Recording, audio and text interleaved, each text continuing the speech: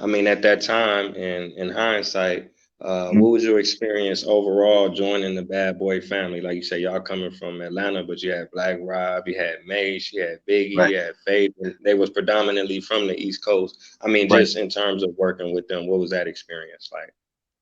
Working with those artists, man, was really crazy, man, because keep in mind, man, like we hadn't been in the music scene at all. It was high school straight onto Bad Boy. So there was no intermediate, transition between us being in the music industry, being in the music industry, and being in the music industry. Like we would thrust right into being Bad Boy, one of the original five, 112, Faith, Total, Big, and Craig Mack. Those were the five artists that actually started Bad Boy. So we actually are, one of the few originators of Bad Boy and stuff, man. So Black Rock came after us, Mace came after us, Carl Thomas, The Locks, everybody else pretty much came out. But the five of us was the ones that created that foundation that everybody else was able to stand on. So we had that in our back pocket, being the OGs, but at the same time, the the cultural differences was something that we had to navigate through, if you will. Like, okay, again, being from the South, we had a whole different way of looking at things and viewing things and how we were raised and stuff, man. And a lot of New York people did not have, or well, you're from up top rather, like they didn't think the same way that we thought. So there was a period where we were trying to figure out, how to move it, but the music really spoke. Music is a universal language, right? So, that really was the thing that made us all come together, and as a unit, because we all wanted, some great music and stuff, man. But working with everybody, man, it was fun in the sense of it not being the norm. And what I mean by that is, if you're in the studio and you're in the Neve room, and then somebody else is in the SSL room, you're just in the Neve room, and then that person's in the SSL, and then you may have somebody in pre-production, and everybody's doing their own thing. Well, the thing about Bad Boy was, if Faith was in the SSL room and we was in the Neve room, and she needed somebody to sing something, or she needed somebody to write something real quick, she could run into that room, to our room, and be like, yo, anybody's not singing right now? I'm like, yeah, I'm not singing. What's that? Oh, come over here and sing this part for me real quick. I bet, you know what I mean? And then you go over there and you sung that, and now you on Faith albums, Faith Evans album. You know what I'm saying? And it was vice versa. And the same thing with Big, and Mace was in the other room. It's like, yo, can I get 112 to come in here and sing this real quick? And they would run in there and sing, you know what I'm saying? Black Rock, yo, 112, like, hey, yo, come sing this real quick. And that's how it was. And we were the same way.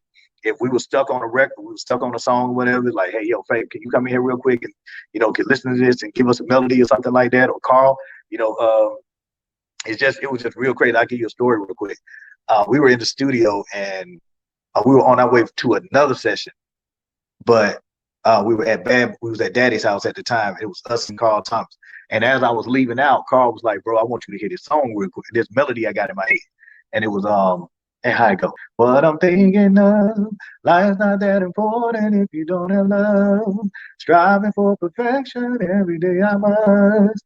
And then this end part, it was a little different. Make it a little bit better than the day before, more and more.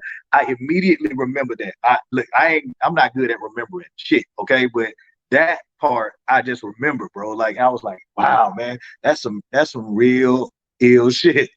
Went to the session that we were going with Faith, and she was like, yo, I need a part right here. And I said, yo, listen to this shit. I sung shit to her. You know what I'm saying? What I'm thinking of, not that important if you don't have love. Striving for perfection every day I must. Then she switched it up, make it better than it was the day before. She was like, yo, that's hard. She was like, yo, that's crazy. Where you get that from? I said, Carl Thomas did that. You know what I mean? And so she was like, yo, I got to get Carl over there, right? So I called Carl. I was like, yo, that melody that you had, Faith want to use it on her album. You need to bring your ass over to the studio right now and sing it to her. You know what I mean? And he took off, and that's how he got to be on that Life of Pass You By record. That was just the nature of how Bad Boy operated, man. It's like you'll be in the studio, and somebody will sing something, or somebody will say something hot, and it'll be on the album. You know what I mean? Like with Slim said, it's the idea on Pieces and Cream. Puff heard it and was like, next thing you know, it's the D, the I, the D, the D. He did the same thing. He got it straight. He looked us right in the face. Was like, you know, I'm gonna take this, right? And we was like, bro, listen, you know what I'm saying? Do what you got to do, homie. But just let everybody know where it came from.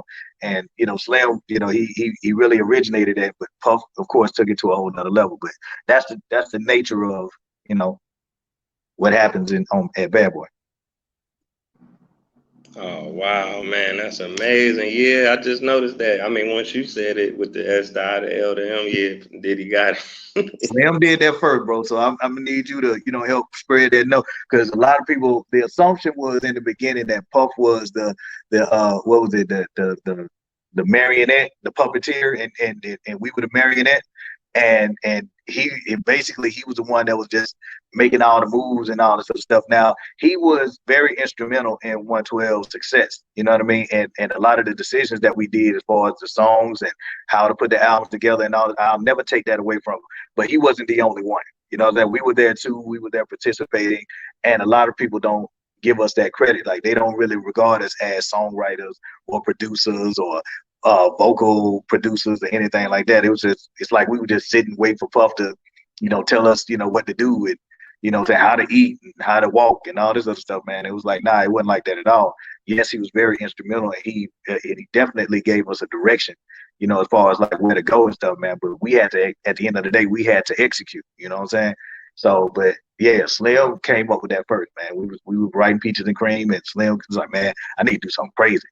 And then we was like, bro, just go for it, man. Like this song is not, you know, a regular song, man. Like you got to do whatever, just feel good. And he just went in there. It's the S, the L, the L, and Puff heard that and was like, nope, I'm taking that shit too. So, so it was crazy, but it was cool though. Right, right. Big shout out to Slim, man.